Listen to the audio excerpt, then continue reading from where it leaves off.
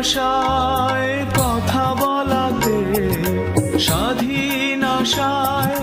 পথ চলাতে,